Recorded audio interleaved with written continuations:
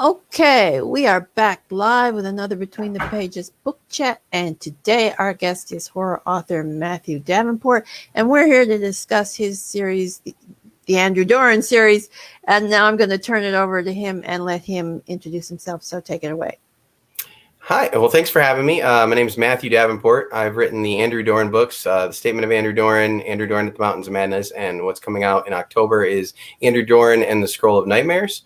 I've got a couple of horror novels, The Trials of Obed Marsh and Satan's Salesman, and I've got a couple superheroes novels in the Broken Knight series, the second one in that is Broken Knight: Strange Worlds, and a bunch of anthologies, a lot of Cthulhu-based stuff. I consider myself a self-stylized Cthulhu semi-professional.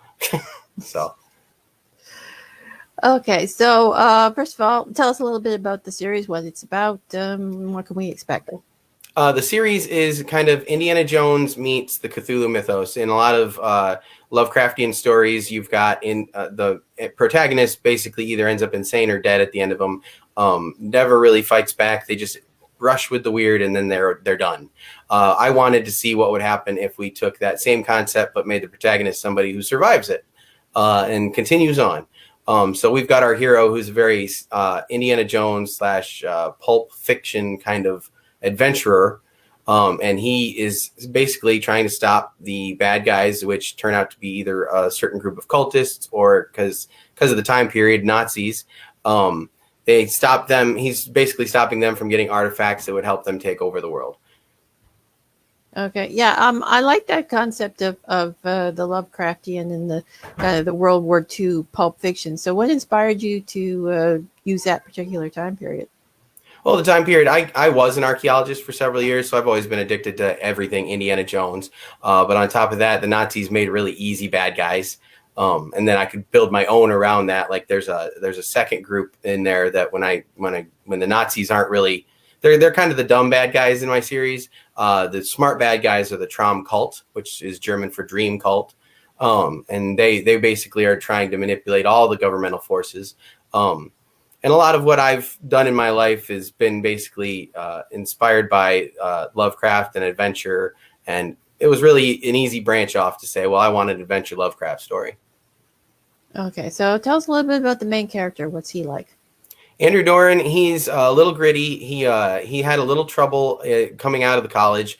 He grew up in Arkham and went to school at Miskatonic University, which are both Lovecraft locations, but he was bothered by the fact that all of those stories that Lovecraft wrote were about people breaking into the museum very easily and getting and the university very easily and getting these artifacts. He didn't believe that Miskatonic was working in the world's best interest. So he travels the globe, learning from other cultures, finding different magics, different subsets, different cults, and discovering ways that he can better protect those artifacts. But at the same time, he's trying to stop Miskatonic University from being the ones that house them. And then he gets put in an odd position where he has to actually help Miskatonic retrieve those artifacts. So he's juxtaposed. He's fighting himself in trying to help them by not helping them, and it's a lot of convoluted back and forth between governments, the schools, who wants what, who's controlled by who. And as far as he's concerned, he's more of a wisecracking, takes a punch to the chin, gets right back up, just like your classic pulp adventurers. Okay, so tell us a little bit about the cult antagonists. Are they based on a particular Lovecraft story, or are they your own invention? No, so the cult protagonists are my invention. I was already taking so much from so many different resources that I just wanted to create my own. And I wanted a free entity because the Nazis supposedly had their own supernatural research group, but I wanted an entity that could break from them at some point and be a bad guy as of themselves. So in the first book, they're working with the Nazis, but Andrew Doran kind of stops that by confronting them. He kind of shows them that they're their own power in and of themselves. So they actually become a free roaming entity throughout the books that cause a lot of issues. And I didn't really base them on anything other than they just want power and to control everything. They're kind of, it's the villain mirrored hero kind of concept. He's trying to collect all the artifacts to protect the world, and they want to collect all the artifacts to control the world. So they're basically an equal version of him. Okay, so would your main character describe himself as a hero, or would you describe himself as something else? He would describe himself as a hero, probably not even a hero, but as not a good man who someday will have to be put down as well. He knows that the Lovecraftian effects of all these artifacts he's collecting are damaging him, changing him, and sooner or later he's going to need someone to stop him as well. So he doesn't see himself as a hero necessarily as much as a good guy, not going to stay that way. Okay, so there's a lot of an internal emotional conflict in the character as well?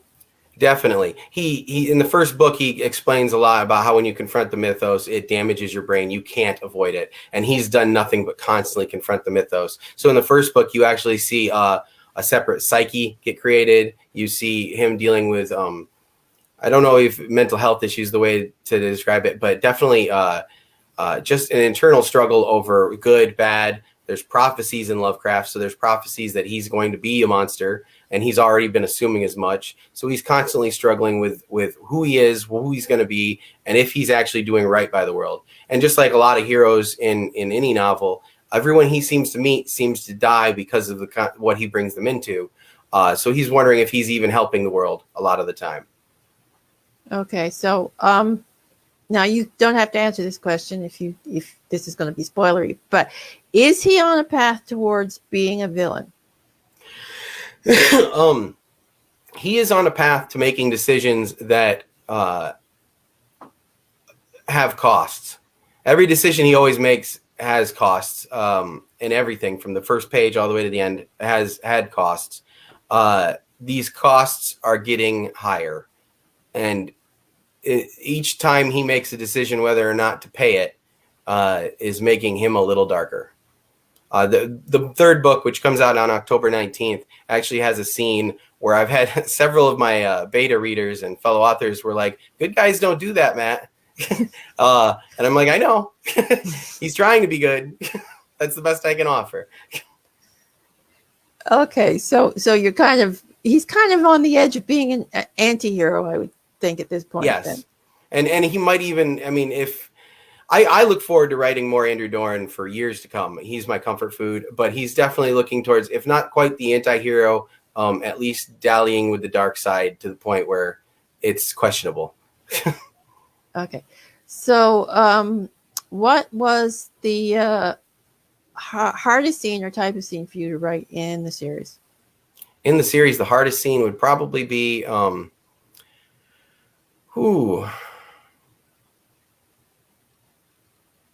I don't know, honestly. We did a novella. I did a novella as part of the Book of Yig.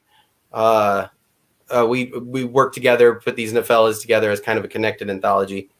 And in that, Andrew Doran and the Journey of the Serpent Temple, the hardest scene was probably the dichotomy there. The bad guys there are actually presenting themselves as good guys to Andrew Doran. So me knowing that, the hardest thing was not letting him know that until the right time. But he still suspects it. So I guess it was not telling my hero the secrets. That would be probably the hardest thing with writing that scene. Okay, so one of my group members here likes complex characters too. So good, thank you. I hope you enjoy Andrew.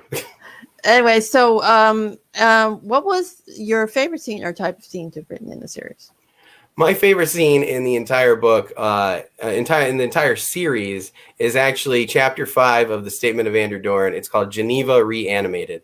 And what I basically did was a classic Indiana Jones truck chase scene, but all of the enemies are zombies, mind-controlled zombies. So he has to hop from jeep to jeep, climb up machine guns, punching zombies that really don't feel it. They're rotted corpses. But they also have a single purpose, and that is to do the Nazi bidding. It was a lot of fun to write. Oh, tell me there was some goo involved in that scene. There was goo. There's everything. There's everything you could see in a zombie flick. You could basically see during this scene, which is a bunch of it's funny too because they're all wearing tattered Nazi clothes, the soldier outfits, and he's just jumping vehicle to vehicle, just like in Indiana Jones, trying to get to the goal, and he's just fighting these zombies the whole way. Everybody's just, and he's got assistants at this time, and they're all just looking on like, oh my god, but they still have to keep the vehicle close to help him. So it was a lot of fun. Okay, so tell us a little bit about the secondary characters. What are they like? Are they a little quirky? So the secondary characters, we've got the lead of the French Resistance you meet in the first book. She's Olivia. She is very complex in the fact that she isn't who you think she is. And I say lead of the French Resistance, I mean of this little group of French Resistance fighters, not the whole of French Resistance. And her assistant is a man named Leo. Leo actually ends up being Andrew's assistant, coming back with him to America, being in multiple stories, being in every story just about at this point. Whereas Olivia, she is a very, I don't want to spoil it, but she has something about her that is related to the more you touch the mythos, the more crazy you get. And so she will haunt Andrew through every book, but she's his ally in the first book. Okay, so what are your characters afraid of? Andrew's afraid of losing himself. He's afraid of the prophecies. He's afraid of what he'll finally become, because he knows that if he snapped today, he could easily be the guy that destroys the world. Without any effort, he could do it. What Leo, his assistant, is afraid of is not being useful. He's a soldier. He constantly wants to be there to fight. And actually, in book 2, we meet Nancy Dyer, who's basically is another version of Leo, but she's the strong female lead. And she actually, what she's afraid of is being alone. Her entire story is about finding her family, who she's lost over the years, and she's lost to the mythos. And now she's made acquaintances with Andrew and Leo, and now she's worried she'll lose them too. So loss and being the bad guy. Okay, so do you have a favorite character in the series? And you can say no if you want. I do. Andrew's my favorite character. My background, I used to be an archaeologist. I've always loved pulp adventure, and I will always go back to writing him.